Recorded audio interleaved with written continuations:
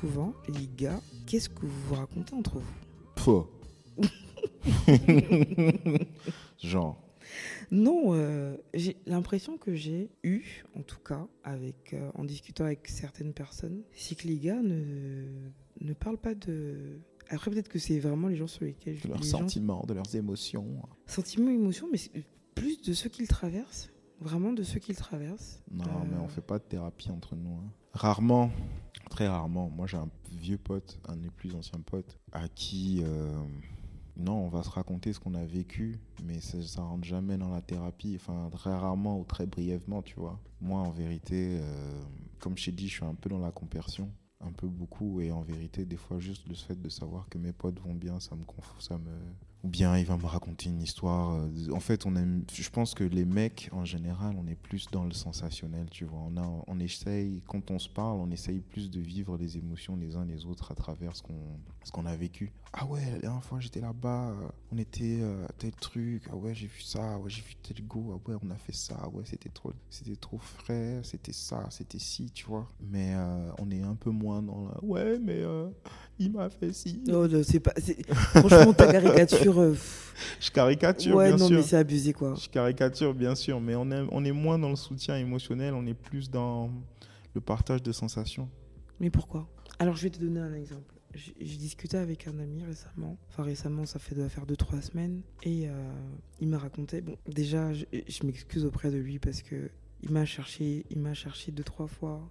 J'ai pas été très réactive. Au final, en tout cas, on a réussi à se caler un petit moment pour discuter. Et donc, il me raconte ce par quoi il passe depuis septembre. Il me raconte ce par quoi il passe depuis septembre et tout. Et honnêtement, c'était éprouvant ce qu'il a vécu. À un moment donné, je lui ai dit, mais... Enfin, parce qu'il me dit, franchement, ça m'a fait beaucoup de bien de te parler, de t'en parler et tout. Je lui ai dit, mais comment tu gères au quotidien? Enfin, tu en parles avec qui? Tu vois qui? Et là, il me disait, ouais, bon, il y avait X, mais depuis qu'il est parti et qu'il est rentré au Gabon, on se parle plus autant. Du coup, j'en ai parlé à quasiment personne. Et je me suis redit, mais... Enfin, je te vois avec des gars. Je te vois avec des gars.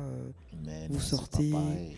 Vous sortez, vous faites des trucs, je sais pas, vous jouez au basket ensemble, au foot, whatever. Je te vois avec des gars. Tu as un minimum, tu as un peu de vie sociale, mais... On dirait que je vois qui c'est. Mais tu dis? On dirait que je vois qui c'est. Non, je pense pas. Non, je pense pas. Et du coup, je lui dis, mais... Enfin, vous vous racontez quoi? Vous racontez quoi? Parce que franchement, ce qu'il a vécu, c'était... On vit, on raconte pas. Ça veut dire Mais quoi, je on crois vit, que on c'est pas raconte une histoire de mec ou de Non, meuf. si, c'est une histoire de mec.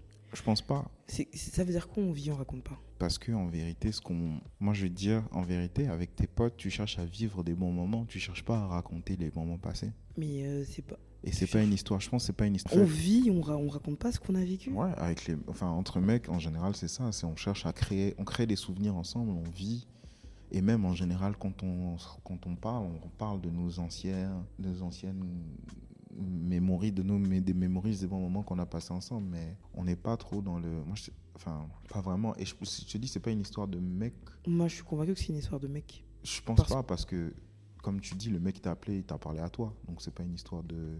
C'est plus une histoire de personne, en vérité. Parce que je peux avoir un bro avec qui j'étais pas, je te dis, mais c'est pas avec tout le monde. Oui, après, c'est pas parce que, effectivement, je m'attends pas à ce que les gars avec qui il va jouer au foot ou au basket ou whatever, ou avec qui il va prendre un verre, soit ses meilleurs potes à qui il en parle. Ouais. Donc, il y a ça, et ça c'est tout le monde. Pas parce qu'on sort et qu'on chill ensemble ou qu'on a des activités ensemble, qu'on a une relation personnelle profonde où on peut se partager des choses. Mais j'ai l'impression que derrière, ils partagent les choses avec personne. Et je me base pas que sur une expérience. Moi, j'adore parler avec les hommes parce que je trouve qu'ils ont toujours parce que c'est tellement difficile de savoir ce qui se passe dans leur vie. Et je trouve ça hyper intéressant de les écouter parler dans des conversations qui sont vraiment très personnelles. Et après, ils te disent tous, c'est pas des conversations que j'ai avec mes frangins. C'est pas que les frangins du Groove, c'est mes frangins que je connais depuis 10, 15 ans, 20 ans, mes amis, les gens que j'appelle mes frères. Il y a deux choses. Mais c'est pas des conversations qu'on a. Il y a deux choses. Effectivement, c'est pas des conversations que les gens vont avoir fréquemment. C'est vrai que c'est en général, mais il y a deux choses. Il faut déjà que la personne ait la maturité Est-ce que c'est la maturité le mot que je voulais utiliser? Et Attention. maturité dans le sens, tu vas comprendre, c'est pas une histoire de dire que les autres sont immatures. C'était pas vrai, attention. C'est vraiment c'est plus maturité dans le sens de maturité psychologique. Non, émotionnelle. C'est de la maturité émotionnelle. Ouais, émotionnelle, de se dire que bah là, ça me ronge, il faut que j'en parle. C'est-à-dire d'avoir cette sagesse-là, de savoir que bah, certaines choses... Tu sais, c'est pas un adage. Je caricature parce que je rappelle plus des mots exacts, mais c'est le mot qui ne sort pas créer une maladie. Ok. En général, beaucoup de nos mots sont dus à des mots qu'on n'a pas laissé échapper, qu'on n'a pas extériorisé. C'est-à-dire... Je comprends. Donc c'est ça, et il faut le comprendre des fois. Après, la deuxième chose, c'est que les hommes sont conditionnés pour supporter. La société conditionne les hommes pour « hey, tu assumes. Peu importe ce qui arrive, tu n'as pas le droit de te plaindre. Tu es un mec, tu dois tenir ton foyer, tu dois être fort pour tout le monde. Tu dois jamais montrer que tu es... » Et si tu regardes un petit peu même les embrouilles entre mecs, à 90%, c'est des histoires d'ego. Parce que moi, je suis plus mec que toi. Moi, moi, je fais ci. Moi, je fais ça. Moi, je me suis retrouvé dans des milieux avec des hommes, avec des mecs qui n'acceptent pas. Et ça, je le vois depuis que je suis rentré au Gabon. Tu ne peux pas t'affirmer en tant qu'homme devant quelqu'un qui est plus âgé que toi. C'est-à-dire, tu vas faire quelque chose que tu fais. Des fois même, il y a des... Et ça, je le vois oui, au village. Ça, c'est culturel. C'est culturel, mais pas que. Moi, je l'ai vu.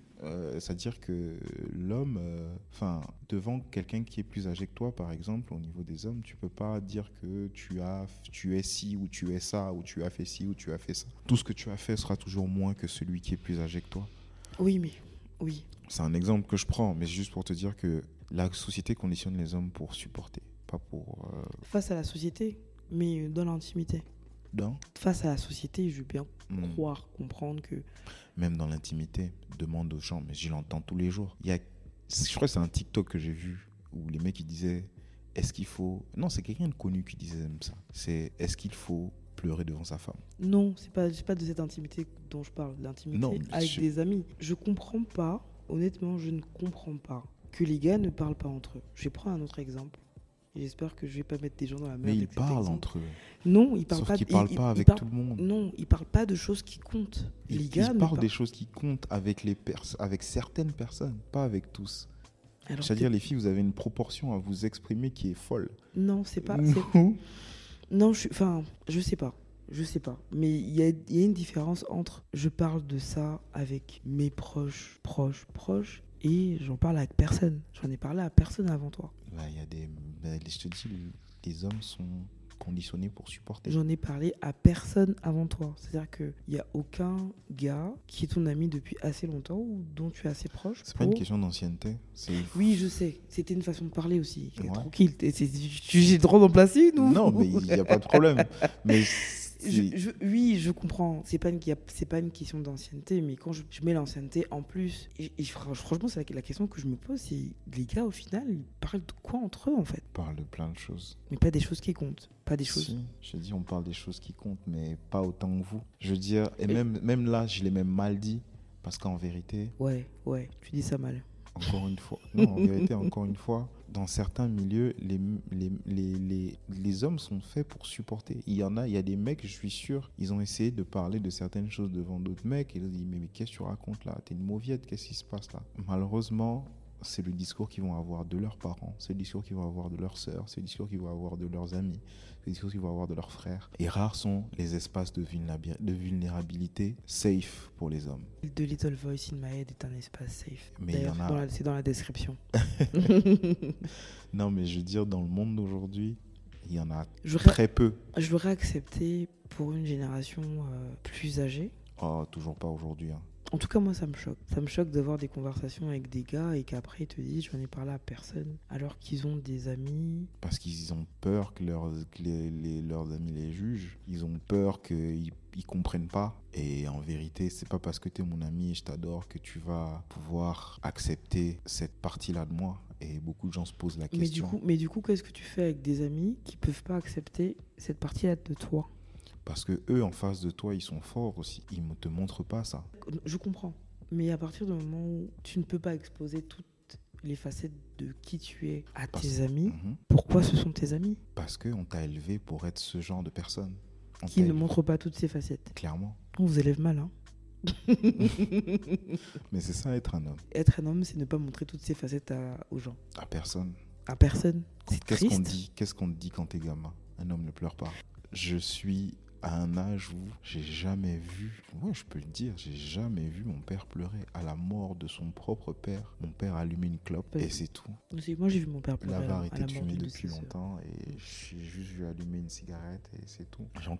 J'ai perdu le plus jeune de mes oncles, c'est presque comme mon grand frère, il y a pas longtemps, il y a quelques mois là. Et j'ai vu mon oncle, un de mes autres oncles avec qui j'ai quasiment grandi, qui m'adore, pareil. Mais en fait, mes oncles, ils ont l'âge de ils auraient pu être mes grands frères, en fait. Enfin, certains de mes oncles, ils auraient pu être mes grands frères. D'ailleurs, je connais des familles où c'est simplement le grand frère. Et mon oncle, c'est quelqu'un qui est très empathique, qui est très famille, qui est très... Mais il a ce côté-là où il doit être... où on l'a élevé comme ça. En langue, on dit le barle. C'est-à-dire... Même là, je le dis pas bien. Quand il le dit, tu sens la vigueur. C'est, tu dois être là, solide. Et mon oncle qui est décédé, c'est juste triste parce que tu vois, c'était le plus jeune et il était dans tellement de complexes, dans tellement de... Pour lui, il se disait, s'il n'a pas réussi dans la vie, c'est parce qu'il n'a pas eu autant de chance. C'est parce qu'il n'a pas... Et même, je me rappelle de ses derniers discours avant qu'il ne décède, que c'est quelqu'un qui était très fier de nous, il était très content. Et oui, mais neveu, vous avez fait l'école, vous avez truc. Lui, c'était l'oncle cool. Il dansait dans les groupes de danse à l'époque. Il a groové très tôt. D'ailleurs, big up à lui, de là où il est. Mais pour nous, c'était l'oncle cool, quoi. Malheureusement, tu vois, quelque chose que tu vois en étant petit, pour lui, pour nous, c'était l'oncle cool. Mais en grandissant, tu te rends compte qu'il était juste malheureux, qu'il n'a pas eu malheureusement cette maturité ni ouverture d'esprit qui lui a permis de faire des bons choix au bon moment. Et c'était juste très triste à son décès. Et mon oncle en question, tu voyais qu'il était touché, mais il lâchait rien. Je me rappelle quand le corps arrive, moi je réalise pas en fait en vérité qu'il est mort. On me dit il est décédé et tout ça, je banalise. Mais quand on arrive au village, et là je vois le cercueil arriver, je vois mes cousins, je vois mes petits frères en train de porter le cercueil et tout, je fais mais putain. Et là je regarde mon oncle. Moi de toute façon je vais pas me cacher, moi je pleure, je m'en fous, j'ai pas honte, je pleure. Moi les larmes elles coulaient toutes seules. Et là je regarde mon oncle et j'arrive pas à comprendre en fait comment il fait en fait. Mais c'est juste un formatage qui est là, c'est la société. Et tous les hommes de chez moi, tous les hommes que j'ai vus, toutes les figures paternelles que j'ai eues dans ma vie, c'est ça en fait. C'est un rock, c'est peu importe ce qu'il arrive, on supporte, quitte à ce que ça te détruise. Je comprends ce que tu dis. Après, peut-être que c'est ça, la fameuse maturité émotionnelle, c'est que à un moment donné, on a effectivement ce que la société nous impose, mais on doit pouvoir déconstruire tout ça. C'est pas toujours évident. C'est pas toujours évident. Pour certains, j'ai compris en grandissant que pour certains, il y avait ces espèces de dogmes qui leur permettaient de tenir, de survivre presque. Parce que s'ils ont plus ça, ils ont plus rien à quoi se raccrocher. Moi, j'ai accepté très tôt que en fait dans la vie rien n'est figé. C'est peut-être pour ça que j'arrive à me détacher, à me défaire des constructions qu'on a essayé de m'inculquer. Mais quelqu'un qui a vécu comme ça toute sa vie jusqu'à ses 40 ans, tu vas pas lui expliquer que écoute, il peut pleurer et ça va aller. Il peut pas le comprendre, ça. Après, pour moi, pleurer, c'est pas... Non, c'est un exemple. Oui, non, ce que je veux dire. Je voulais quand même dire, pleurer, c'est pas... Moi, je pleure pas, tu vois. Non, mais je veux dire, c'est un exemple. C'est pas... Oui, et pleurer, c'est pas... Je veux dire, il y a des choses comme ça pour... Il faut extérioriser d'une manière ou d'une autre. Extérioriser, mais ça vaut pour plein de trucs. Moi, je pleure, mais je pleure que de colère. Je pleure, mais je pleure que de frustration et de colère. Parenthèse. Mais en tout cas, c'est quelque chose qui me choque parce que, surtout quand tu dis oui, tu as vécu 40 ans dans une société où c'est ce qu'on t'a inculqué. Je fais référence à des gens qui ont notre âge, qui ont à peu près le parcours qu'on a pu avoir, qui ont bougé du pays dans lequel ils ont grandi, qui se sont confrontés à d'autres réalités, qui ont eu une ouverture sur le monde que ceux qui ont 30-40 ans de plus qu'eux n'ont pas eu. Et je trouve ça vraiment incroyable. Je vais prendre un autre exemple. Je discutais avec un ami, c'était il y a un an et demi, je sais plus. bon, on va dire que c'était un Congo-ça, kind of, mais donc il me racontait un truc par rapport à sa bande de potes. Tout le monde est au courant, par exemple, qu'il y en a un qui est dans une situation complexe et personne ne lui parle, personne ne lui parle, sous prétexte qu'il n'est pas venu nous dire, donc on ne sait pas, on ne peut pas intervenir. Et je lui ai dit, mais le jour où vous êtes là à vous targuer d'être des amis depuis je sais pas combien d'années, vous voyez votre frangin littéralement s'enfoncer dans une situation qui ne peut que exploser, qui ne peut que lui exploser en pleine gueule, et vous estimez que, comme il ne vous a pas dit, vous n'allez rien faire, vous n'allez pas intervenir, vous n'allez pas, je sais pas, C'est pour différent. moi, non, Oui. parce que je revenais toujours à la question, mais du coup, ok, il vous a pas dit, vous êtes quasiment tous au courant dans la bande de potes que vous avez. Peut-être même que vous en parlez un petit peu entre vous quand il est pas là. Enfin, ça sert à quoi en fait? C'est quoi comme amitié? Si encore c'est un truc bidon, je vais bien croire, c'est un truc bidon, il nous en a pas parlé, on zappe, mais c'est des choix de vie qui vont avoir un impact à vie en fait. Donc à quel moment on se dit on est amis et ça c'est important? Et ça, on en parle, et ça, on crève. Et je sais pas, et j'ai vraiment eu l'impression que c'était des histoires de gars. Pourtant, moi, c'est tous les gars dont je parle, que je cite en exemple, l'histoire que je cite en exemple, c'est des gens avec qui j'ai des conversations ultra profondes. J'ai dit c'est différent. Peut-être qu'ils se sentent à l'aise pour parler avec toi, mais dans une bande, l'exemple que tu prends là, en fait, en vérité, c'est qu'ils savent pas. Et effectivement, si le mec, ils sont entre eux, et si le gars n'a pas ouvert la brèche, beaucoup vont hésiter parce qu'ils ne veulent pas. Parce que malheureusement, encore une fois, dans la construction sociétale d'aujourd'hui, enfin même la constitution sociétale tout simplement, c'est de la vulnérabilité et tu sais pas comment ils vont réagir. Tu sais pas comment le mec va réagir. Et en fait, eux, ils savent pas comment le mec il va réagir si jamais il crève l'abcès là. Ils veulent que c'est lui qui en parle pour qu'ils se sentent à l'aise pour en parler avec lui. Parce que sinon, je connais des situations où le mec, où il y a une situation comme ça, où on sait très bien, les potes, ils savent que lui vit une situation particulière. Mais au moment où ils en ont parlé avec lui, lui s'est braqué et il s'est barré et voilà quoi. Il a ghosté tout le monde, il a disparu, tu vois. Parce qu'il l'assume peut-être pas. Et eux, ils savent pas comment lui, il gère ça. Et eux, ils veulent pas parce qu'en vérité, en général, ce que les mecs vont faire, c'est être là avec lui et lui apporter du soutien, mais sans pour autant mentionner le sujet en lui-même. Zéro soutien. Si. Zéro soutien, non. Non, mais si, parce que être là, savoir que ton bro, il est triste ou qu'il est préoccupé par quelque chose, tu vas venir le voir, tu dis, écoute, ouais, bah, écoute, allons-y, on va boire un verre, allons-y, on va faire autre chose. Tu vas essayer de lui changer les idées, tu vas essayer d'être là pour lui. Mais tu n'aborderas pas le sujet si t'amènes pas là-dessus. Sinon, tu sais pas comment lui, il va le percevoir. Peut-être qu'il va se sentir vulnérable, affaibli, je sais pas. Et malheureusement, dans la construction des sociétés des hommes, être en position de faiblesse devant un autre homme, c'est mal perçu. Même si c'est ton ami, tu sais pas à quel point. C'est pour ça que je disais au départ, c'est pas une histoire de mec ou de machin, c'est une histoire de personne. Il peut y avoir un pote dans la bande avec qui ils se sont assez à l'aise pour parler de ces trucs-là. Bon, apparemment aucun. Mais ça veut dire que c'est pas dans cette bande de potes-là. C'est sûrement avec d'autres potes. Ou peut-être un cousin. Mais c'est pas le genre de choses c'est pas comme les filles où vous allez faire comme un conciliabule. Ah ouais, mais t'as vu? Ah mais non, c'est trop un connard. Je caricature. Ah ouais, non, mais. Tu peux stopper tes caricatures, s'il te plaît. Merci. Mais je sais que les filles, vous faites des réunions presque, des conciliabules de situations compliquées. Mais les mecs font pas ça. Hein. Même si on fait pas de conciliabule, de situations compliquées, il y a très peu de choses, par exemple, que je peux te raconter et te dire, j'en ai parlé, ou du moins raconter une période qui était compliquée, parce que c'est pas juste un épisode, c'est on va dire une véritable période compliquée, et te dire qu'il y a aucune personne dans mon entourage à qui j'en ai parlé. C'est parce que les hommes ne parlent pas, je t'ai dit. Les hommes ne sont pas créés pour parler. Ils ne sont pas conditionnés pour parler. Ma question est valable. Vous racontez quoi en fait? Non, mais par exemple, lui, la personne qui vient de m'appeler là, c'est un mec avec qui on parle de choses profondes, tu vois. Et en fait, en vérité, je pense réellement que c'est une histoire de maturité émotionnelle.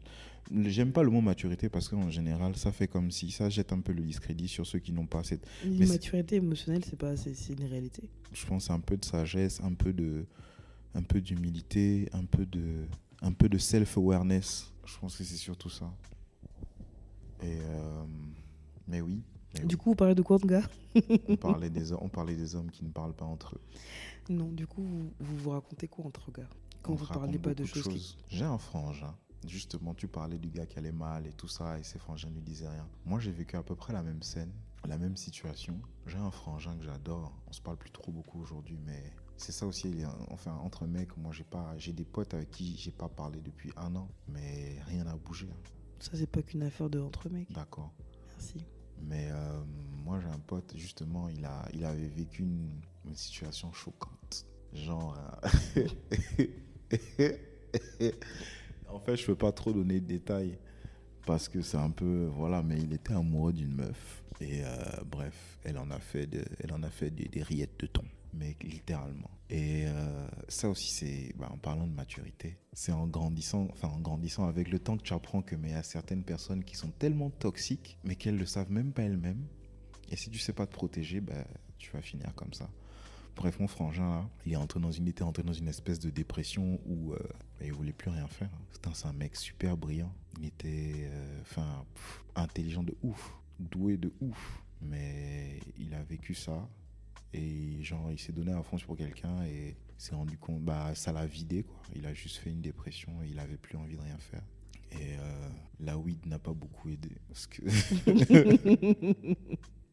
quoique si.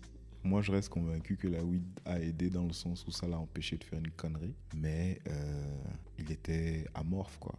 Il voulait plus rien faire. Il voulait même plus prendre soin de lui. Il voulait plus rien faire. Mais ça, moi, je suis arrivé. Je l'ai connu. En fait, il était dans cette phase-là. Et il avait un autre pote à lui, qu'il connaissait bien avant moi. Et qui en parlait, mais il se foutait de sa gueule, limite, tu vois. Parce qu'il connaissait la situation. Et lui, ça l'énervait, tu vois. Mais en fait, j'ai compris que mon pote qui se foutait de lui, c'était pas méchant. Il voulait vraiment le sortir de là. Que mes gars, passe à autre chose, con, machin. Et l'autre, il le vivait pas comme ça, tu vois. Sauf que lui, il le voyait décrépir clairement, tu vois.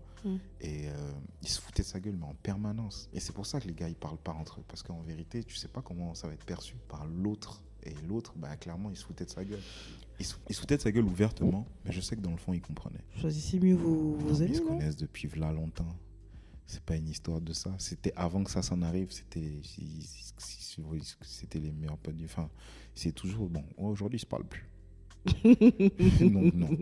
Mais avant ça, ils s'adoraient. Choisissez mieux vos amis. Mais parce Non. que du coup, l'impression que ça me donne au final, c'est que les choix du moins ce sur quoi vous vous basez pour avoir des amitiés ne sont pas, je sais pas, c'est pas assez, je sais pas s'il faut dire solide ou Mais les mecs, sincère il y a une analogie pour ça. J'ai vu ça aussi on voit beaucoup de choses sur Internet de nos jours. Mais il y a une analogie pour ça. Les meufs, pour devenir amis. TikTok, c'est ça? Ouais, non, je regarde. En vérité, je suis en mode stalker sur TikTok. Je regarde ce qui se fait, mais je poste rien. Et les meufs, pour devenir potes, c'est plus compliqué que les mecs. Hein. Moi, je t'ai dit, là, on a un pote qu'on connaît ensemble. Moi, je t'ai dit, lui et moi, hein, quand on s'est vu la première fois, on se connaissait ni d'Adam ni d'Ève. On s'est checké de la tête. Wesh. Après, on était potes. C'est-à-dire, les mecs, c'est rapide. Il suffit que voilà, vous ayez un bon feeling, vous vous êtes checké une fois, 2 fois, ça y est, vous êtes potes. Hein. Les meufs, c'est un peu plus compliqué que ça. Et en fait, il n'y a pas de choix au départ. Et c'est pour ça aussi que tu parles pas de tout avec tous tes potes. C'est juste Mais que tu affines. Ouais. Je parle pas avec des gens qui ont 15 ans et qui découvrent des potes au lycée. Et voilà, non. Je parle de gens qui vont te parler d'amitié qui ont 10, 15, 20 ans. Mais l'amitié qui a 15, 20 ans. Oui, je sais qu'on a dit que le temps, machin, l'ancienneté, c'est pas... Non, mais je veux dire, elle a commencé comment l'amitié qui a 10, 15, 20 ans? Mais ça s'affine. Tu n'es pas ami avec toutes les personnes que tu as rencontrées à 10, 15 ans, 20 ans. Il y a des choses qui s'affinent. Ça s'affine avec le temps. Tu peux rester pote avec des gens avec qui tu parles pas de tout. Bon, du coup, donc on va faire des distinctions de potes et amis, si tu veux. Pour vous, l'amitié, c'est peut-être beaucoup plus sérieux que les hommes, en fait. Pourtant, ça a peut-être changé, ça a peut-être changé ces 5 dernières années, mais à la base, moi, mes plus belles amitiés, elles étaient masculines. Avec les discussions les plus profondes, les plus grands, en tout cas, partages intimes, c'était... J'ai pas d'expérience là-dedans, donc je peux pas te dire. Mais oui, en fait, en vérité, si on parlait des hommes avec les hommes, des femmes avec les femmes, l'amitié homme-femme, c'est clair que c'est autre chose parce que ça mélange. Non, mais c'est pour dire que à un moment donné, tu affines aussi. Oui, c'est mais vrai. Bon, bref, en tout cas, on a compris que vous parlez de choses sensationnelles. On veut se faire kiffer. Nous, en mec, on veut juste se faire kiffer. On veut pas. Ça veut pas dire que les meufs entre elles ne parlent que de problèmes ou que de trucs. Et le mec, Non. arrête de faire genre. S'il te plaît. Franchement, je réfléchis. C'est vrai Come que on on. m'a dit, c'est vrai. On m'a dit. Come on. Non, toi-même commande. On m'a dit.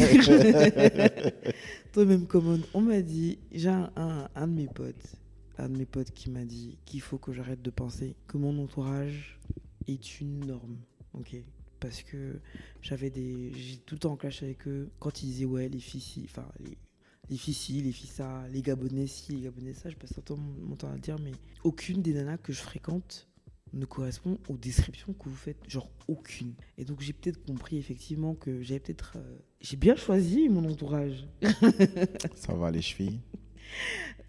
Enfin j'ai bien choisi mon entourage et non. On parle pas que de mecs. Non, je sais, je caricature. Non, oui, non, mais tu caricatures mal. Et on n'a pas des conversations deep tout le temps. On déconne. Oui, on peut parler de gars quand il faut parler de gars. On parle boulot, on parle d'aspiration, de machin, de tout. Mais on a toujours un moment où on peut avoir des conversations deep. Et je trouve ça, en tout cas, on s'est étendu. On s'est beaucoup étendu sur cette partie. Ouais. En tout cas, je sais toujours pas de quoi les gars parlent entre eux. Mais ils parlent de choses sensationnelles, tu l'as dit toi-même. Sensationnel. Ils parlent de vécu, et pas d'intimité, et pas de souffrance. Ils parlent moins de souffrance. Ils peuvent parler d'intimité, mais ils parlent moins de souffrance. Parce que c'est pas... L'intimité, pour moi, c'était la souffrance. Hein. C'est pas Ouais. qui tu as venu là-bas. Ouais, pas ça, moi, j'ai rien dit. Hein. C'est toi qui es parti sur ce C'est pas ça terrain. l'intimité. C'est toi qui es parti sur ce terrain. Moi, j'ai rien dit. Hein. T'as souligné le truc, c'est alors que Non, c'est passé au calme. Je dis bien que c'est pas ça. Non, en vérité, les gars, ils ont une manière différente de se soutenir. Tu vois, au lieu de chercher à effacer le noir, ils vont vouloir remettre du blanc. Je sais pas si la comparaison si la métaphore est assez explicite, mais on va essayer juste de faire passer des bons moments à quelqu'un qui, lorsqu'on sait qu'il se sent mal, c'est tout. On cherche pas à psychanalyser la douleur. On cherche pas à savoir pourquoi il va mal. Non, on cherche pas à psychanalyser, non. Ok. Rarement. Écoute, sur cette dernière parole, je vais te laisser poser la question pour le prochain auditeur. Le prochain invité, c'est pas un auditeur. Le prochain invité. Bah, tu sais quoi, j'avais pas réfléchi à ça. Bah, pose une question spontanée. L'idée, c'est pas aussi de... Mais là, pour le coup, tu peux aller dans n'importe quelle direction. Bah, on va terminer avec une question philosophique. Oh là là. Let's go. Bah oui, attends. C'était l'épisode philosophique. En tout cas, ça s'appelait comme ça. L'épisode Platon. Je pourrais dire, c'était Loïc le stoïque. Waouh. Ok, d'accord. Je sais pas, la question pour le prochain auditeur, ça pourrait être: est-ce que tu es satisfait de ce que la vie t'a apporté? Tu peux rajouter jusque-là. Est-ce que tu es satisfait? Jusque-là, bien sûr. Est-ce que tu es satisfait de ce que la vie t'a apporté jusque-là?